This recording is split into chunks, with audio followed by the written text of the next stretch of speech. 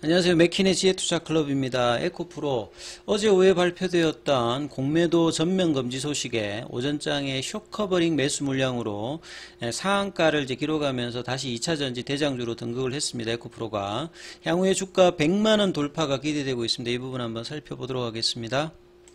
자, 어제 오후에 발표되었던 공매도 전면 금지 소식. 그래서 결과적으로 이제 공매도 잔고가 많은 기업들 같은 경우에는 내년도 6월 달까지니까요.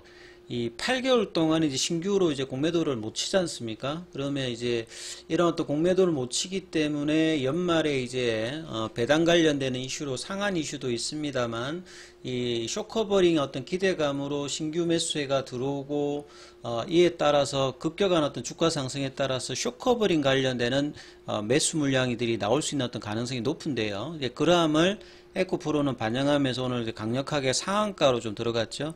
에코프로 같은 경우는 공매도 잔고 규모도 이제 1조가 넘고 전체 상장 주식수의 6%의 잔고 주식수를 가지고 있습니다. 에코프로 비행 같은 경우에도 9천억 대의 어떤 잔고를 가지고 있고 전체 주식수 중에서 공매도 잔고가 5%죠.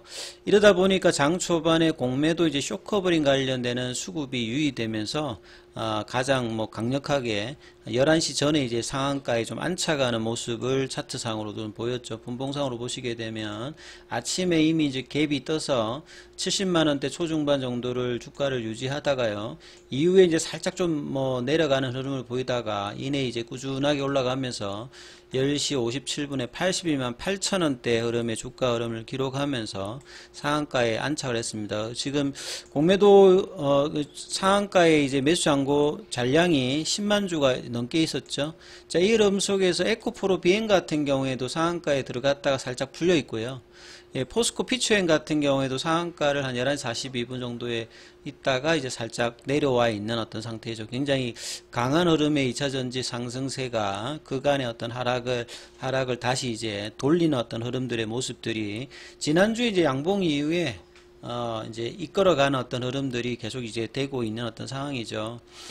그래서 이제 이런 흐름들이 이제 나타났고, 근데 재밌는 것은 항상 이제 공매도 관련되는 부분에서 국내에서는 얘기하는 게 공매도의 순기능 아니면 MSCI 지수 편입 요런 이야기로 이제 항상 이야기를 하는데 요즘에는 항상 이제 공매도 관련되는 부분들이 민심이 좀 뜨겁고 결국에 내년 이제 4월 총선을 앞두고 이제 생각보다 굉장히 빠르게 어제 오후에 브리핑에서 이제 공매도 전면 금지안을 발표했지 않습니까? 이러다 보니까 자기 이름을 내고 이제 이런 어떤 조치에 대해서 강하게 이야기를 하지를 못하는 어떤 분위기들이 오전장에 이제 기사들을 보면 나와 있어요. 그래서 이제 외국계 이제 통신사를 이야기를 한다든지 이러면서 이제 뭔가 공매도 이 금지에 대해서 좀 비판조의 어떤 이야기들이 나오고 있는데 이런 것들은 정말 이제 균형감이 없는 이야기들이다. 이런 것들도 상당히 좀 문제라고 보여집니다.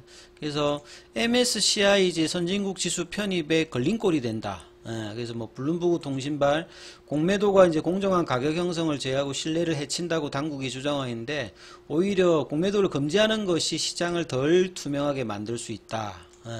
요런 어떤 이야기 그리고 투자 매력도가 떨어질 수 있다. 그래서 외국인 어떤 수급에 문제가 있는 것 같은 어떤 코멘트 요런 것도 인용하고 있죠. 그 다음에 이제 국내 이제 유진투자증권의 허재한 애널리스트 같은 경우는 금융위기가 없는 상황에서 당국이 공매도를 금지하는 것은 이례적이다. 이러면서 심한 이야기는 못하고 이제 정상적인 상황인데 왜 공매도를 금지하느냐 이런 어떤 이야기 쪽으로 이제 이야기를 하죠. 근데 잘 생각해 보시면요. 증시라고 하는 어떤 가격이라고 하는 게 항상 이제 적정 가격이라고 하는 페어밸류 어떤 가격이 항상 있는 게 아니라 시장이 좋으면 유동성 공급이 되고 인기가 있으면 언제든지 오버슈팅을 하죠. 이게 실적주든 테마주도 그렇습니다만 이 오버슈팅이 항상 되기 때문에 자, 이 부분들을 좀 억제하기 위해서 그 다음에 이제 이런 어떤 펀더멘탈이 받쳐주지 않은 어떤 테마주가 올라가게 되면 공매도를 통해서 이제 가격 기능 발견을 하는 이게 이제 순기능이죠. 그래서 분명히 순기능적인 입장이 분명히 공매도가 있습니다. 근데 이제 국내에서는 이런 어떤 기능보다는 페어밸류가 분명히 이 정도의 가격이 있고 이 페어밸류의 가격이 어떤 기업가치 계속 증가할 수 있는 어떤 기업들인데 오히려 롱숏 전략 그러니까 한쪽은 이제 매수로 해서 롱을 치고 한쪽은 이제 펀더멘탈과 관계없이 이 숏으로 택하면 그 기업들이 이제 공매도 때문에 언더슈팅이 되어서 주가가 못 올라가는 이런 경우가 이제 국내에서는 많이 발생을 하고 있거든요. 종목별로 보면 시장 전체로 보면 공매도를 하느냐 안 하느냐가 평균적으로는 희석이 됩니다만 어떤 특정한 종목에서는 이 공매도 관련되는 이런 부분들이 굉장히 수급에 영향을 많이 미치죠. 최근에 뭐 2차 전지라든지 뭐 제약바이오 관련되는 부분에서는 수급에 직접적인 영향을 주면서 이 부분에 대해서 이제 개인들이 많이 이야기하고 심지어는 그냥 공매도뿐만 아니라 무차익 불법 공매도까지 이제 이 부분들이 최근에 글로벌 IB들이 이제 발표가 되면서 발각이 되면서 상당히 이제 개인들이 분노가 올라가고 있기 때문에 이런 어떤 민심으로는 내년 4월달 총선이 힘들다고 이제 정부도 이제 생각을 했겠죠. 여당 입장에서는. 그래서 전격적으로 이제 이 부분들을 실시를 했다. 물론 이제 MSCI 관련되는 부분이 정부의 어떤 정책이고 이전 정권에서도 계속 시도를 했습니다만 여러 여건 때문에 좀 안 됐던 부분들이 있죠. 그리고 이제 이 지수가 편입되면 패시브성 자금이 들어오기 때문에 분명히 정시에 들어오면 도움되는 부분들이 있습니다. 자금이 들어오기 때문에. 근데 이제 MSCI 선진국 지수 편입 자체가 정시의 목적이 될 필요는 없죠. 우리 이제 정시에 좋은 성장성이 있고 펀더멘탈이 좋은 기업들이 많아서 뭐 배당도 많이 주고 그 다음에 주주 환원율도 높고 그 다음에 성장을 하는 기업들이 많이 있어서 투자 대상이 많으면 자국의 어떤 국민들 뿐만 아니라 우리 기관들 같은 특히 국민연금 같은 경우가 우리 국내 정시를 외면하고 있는 게 굉장히 좀 제가 볼 때는 얼토당토하는 어떤 상황인데요. 누가 그런 결정을 내렸지 모르겠습니다만 나중에 이제 국민연금이 연금기금이 고갈된다고 하는 이제 장기에 또 주식 비중이 많으면 국내 시장에서 이 부분들을 뭐 소화를 못할 수 있을 것이다. 뭐 이런 어떤 생각들 속에서 우리나라 주식 비중은 좀 줄이고 장기적으로 이 소화할 수 있다고 하는 해외로 가서 주식 비중을 높이자는 이런 발상 자체가 이 자국의 어떤 정시를 굉장히 조금 이제 평가절하하는 뭐 이런 어떤 그 작태라고 보여지죠. 그러면서 이제 MSCI 지수 편입을 하면서 외국인 비중을 높여서 나중에 이제 국내의 어떤 그 매도 물량들을 뭐 그래도 받아낼 수 있는 외국인 비중이 높아야 된다 이렇게 생각하는 자체가 굉장히 건전치 못한 어떤 발상이라고 생각합니다. 그래서 우리 시장 자체가 기관들도 그렇고 국민연금도 그런 생각을 하고 있는데 개인 투자자들한테는 뭐 장기 투자하라 뭐 이런 식의 생각을 하는 것 자체가 굉장히 좀 뭐 안 맞는 이야기들이잖아요. 그래서 이런 어떤 생각이 있고 그 다음에 이제 보시게 되면 비난의 어떤 이야기들도 보면 국내에서는 이제 대놓고 이야기를 못하는 것 같아요. 그래서 뭐 외국계 어떤 투자 책임자 뭐 애널리스트 이거 들어가지고 공매도 금지를 하게 되면 신흥시장에서 선진국 지수로 이동할 가능성이 더 위태롭다. 뭐 이거 정 안 되면 안 하면 되잖아요. 그리고 나중에 때 되면 하면 되지. 이게 당장에 이걸 못하면 한국 정시가 완전히 뭐 위기에 쌓여있는 듯한 이런 식의 어떤 생각 자체를 할 필요가 굳이 없다고 생각합니다. MSCI 지수 편입 안 해도 코로나 때 주가 올라가면 뭐 3,000도 넘어가고 잘 가잖아요. 그러니까 이제 정시의 어떤 흐름에서 영향을 일부 줄 수 있어도 이게 항상 뭐 공매도 재개라든지 이유라든지 목적이 될 필요는 없겠죠.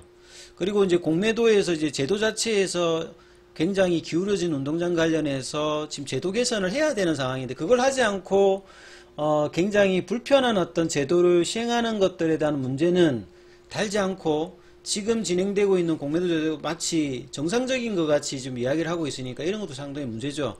미국 같은 경우에도 공매도 제도가 있음에도 불구하고 오버슈팅 되어 가지고 높은 밸류의 종목들이 많이 있잖아요. 뭐 빅테크 같은 기업들 같은 경우에는 그런 것들은 아무리 이제 퍼가 높고 고평가 받아도 거기도 공매도가 많이 치는데 문제를 삼고 있지 않은데 유독 우리 국내 정시에서는 퍼가 높으면 고평가되었다고 해서 공매도의 어떤 타켓이 되어가 주가가 떨어져야 이게 정상이라고 생각하는 자체가 굉장히 좀 보면 미국에서는 맞는데 한국에서는 틀리고 그 미국의 제도만 이제 받아와야 되고 뭐 이런 것들을 생각하는 것은 개인 투자자들의 어떤 지금 수준 자체를 굉장히 좀 우습게 생각하는 그런 것 같습니다. 요즘에는 많이 이제 개인 투자자들이 지금 깨어나가 똑똑하지 않습니까? 그러니까 예전에는 그냥 금융시장이 본래 그런 거고 주식시장이 본래 그렇기 때문에 받아들였던 부분들이 요즘에는 그냥 있지 않죠. 그래서 이제 제도 개선 자체가 굉장히 좀 중요한 부분이 되고, 거기에 대해서 일단 이제 정부가 일단 하답을 했으니까 이 기간 동안에 그동안 문제시되었던 불법 공매도를 차단할 수 있는 전산화, 그 다음에 뭐 담보 비율이라든지 상한기간 이런 것들을 바로 하고, 그 다음에 합당하게 이제 한 상태에서 이제 뭐 이 게임을 해야죠. 그런 어떤 상황이라 보여지고요. 그 다음에 이제 에코프로 같은 경우에는 뭐 실적이 없는 것도 아니고 2025년도에 보면 본격적으로 이제 이 국내의 어떤 2차 전지 관련되는 부분들 종목들이 장기 이제 볼륨 모델 자체가 미국에서 본격적으로 나오잖아요. 유럽에서도.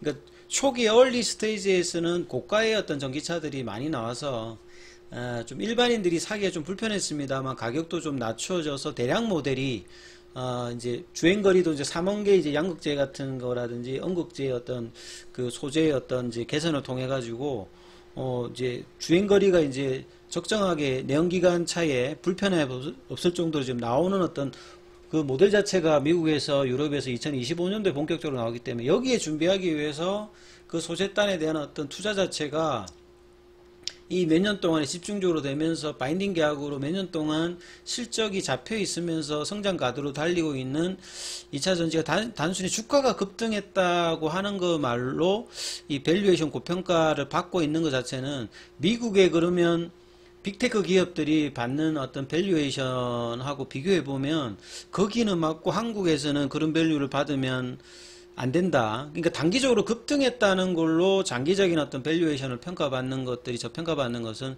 상당히 좀 이제 균형 잡히지 못한 어떤 평가라고 보여지죠. 그래서 에코프로 같은 경우에는 눌림목 가격이 110만 원대고 그 다음에 이제 추세 가격이 80만 원대.